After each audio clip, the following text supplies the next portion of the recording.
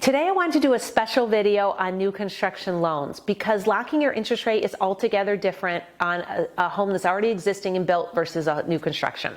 This is Dawn Connors at Mortgage One. If you find my services and my videos useful, please like and share it out. All right, let's get started. If you're buying a spec home and the home is already constructed, then you can easily close in 30 to 45 days. You can do a traditional lock, which is a 30 to 45 day lock. Traditionally, the best interest rates come at a 30-day interest rate lock. Beyond that, it costs more money to lock that loan. And so we're going to talk thoroughly about that today. If you're doing a new construction loan and you are building from the ground up, you basically have dirt and you're constructing your home or having it constructed and it's going to take 6, 9, or even 12 months to build, then you have to be more creative and know what your loan options are for locking in your interest rate.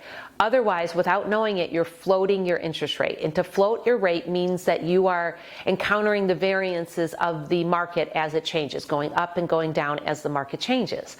So when you choose to lock in your interest rate, depends on what you think the market is, where you think it's going to be going in the future, what your professional loan officer thinks as well, and then making a decision.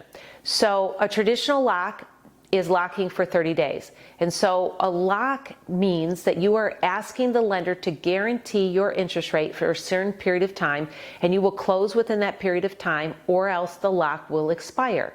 And so when you ask a lender to lock for 90 days to 120 days, 6 months, 12 months, you're asking them to commit to that interest rate today, not knowing what the future holds.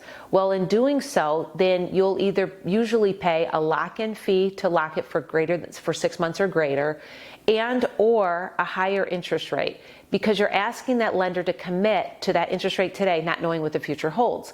So another alternative is to float your interest rate. If you believe that interest rates will be better in the future or the same, then you would float your interest rate until you get within, say, 60 days of that interest rate or that house having to close and that interest rate needing to be locked, and then you can look at your loan options there. So one last thing is that oftentimes there's a float down option. So you'll want to talk to your lender if you're doing a long-term lock. Can I float down the interest rate and what that looks like? So to float down means that you locked in your interest rate for a long period of time, let's say 9 months, and the rates improve substantially. Then you can float down your interest rate to close to the current market rate and receive some of that benefit from the actual markets that hold in the future.